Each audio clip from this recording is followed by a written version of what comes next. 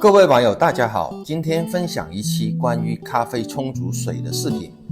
今天水被以更科学、更深入分析的状态呈现出来，这个过去仅被当作咖啡材料的水成了独立因素，但突然暴增的相关水资讯难免也会使我们产生混乱，陷入不知道该怎么选择的情况。水的品质与溶于其中的矿物质有着极大的关联性，若能掌握水的基础知识，将有助于理解咖啡与水的相关知识。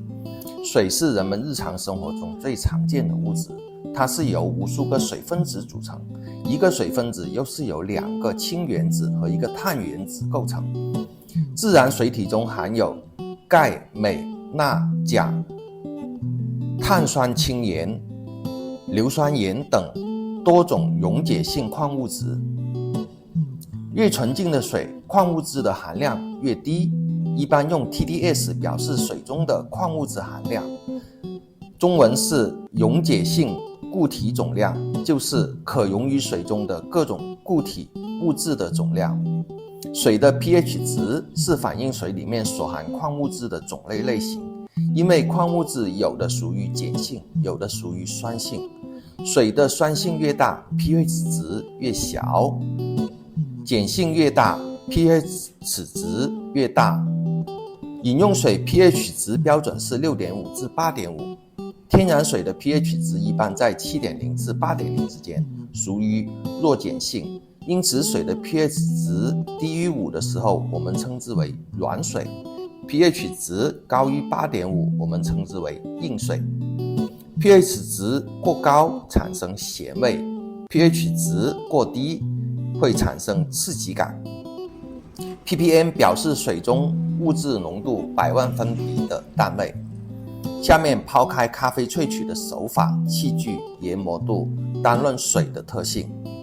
咖啡萃取中 TdS 的 ppm 高于225的水容易造成萃取不足，因为矿物质含量太高，不利于带出咖啡内的有机物质。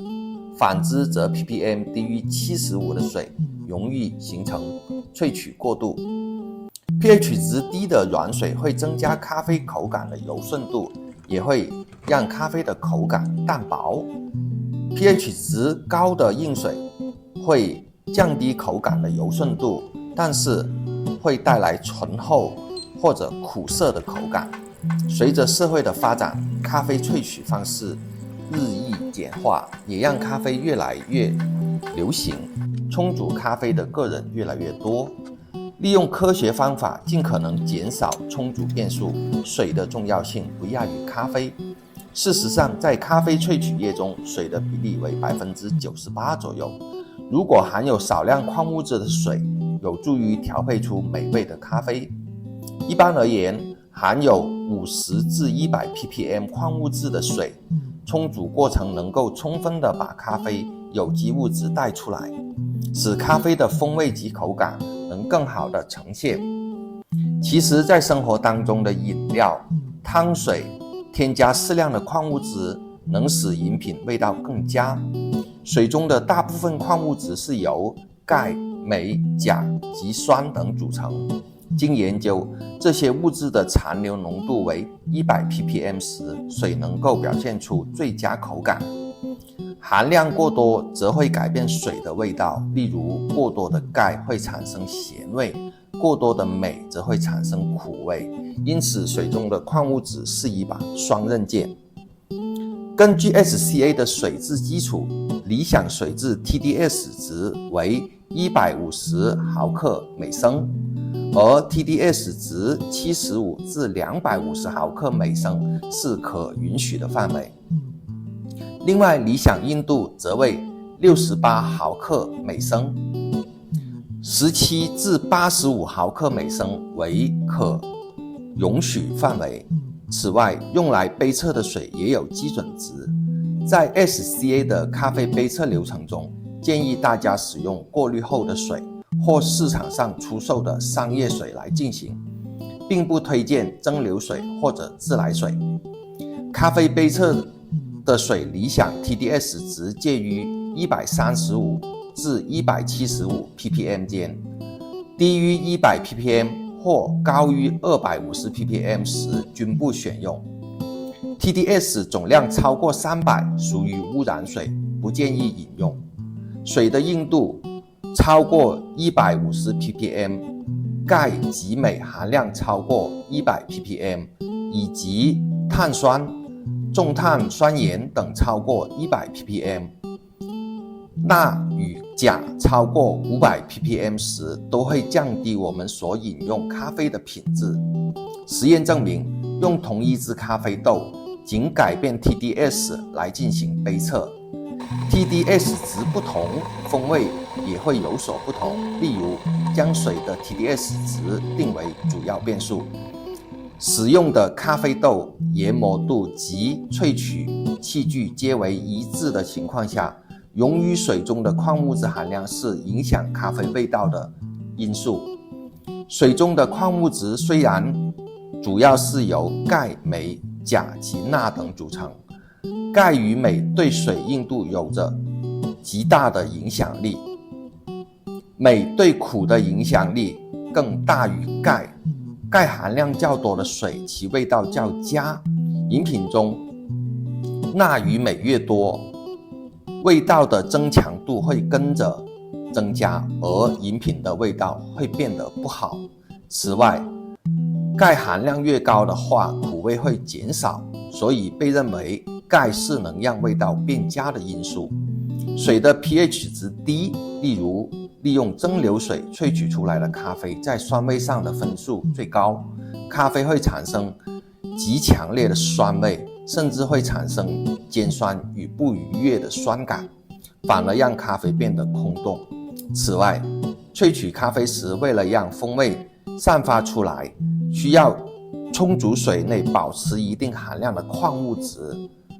咖啡的醇厚感能够透过不同的矿物质含量，在口腔触觉上感受到明显差异。矿物质过高的水容易产生水垢， pH 值太低的软水容易腐蚀咖啡机的管道。软水萃取咖啡虽然能带来明亮上扬的酸质，但也会给咖啡带来口感偏薄、回味短暂的感觉。自来水中的氯酸钙、漂白粉的主要材料，12水硫酸、铝钾、明矾是主要起到消毒澄清的作用。同时，这两种物质给自来水带来异常的化学气味，对咖啡的萃取液会造成重要的影响。水在我们日常生活中是最常见的，但也与我们生活息息相关。如果仔细的去分析水，它是非常复杂的。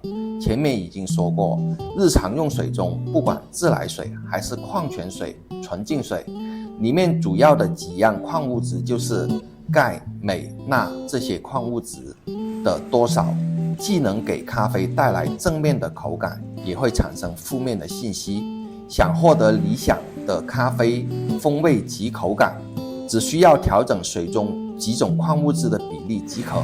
例如，可利用固体矿物质自行制作咖啡冲煮用水，氯化钙、硫酸镁、碳酸氢钠、碳酸氢钾来调节水中的 TDS、pH 值及水的软硬度。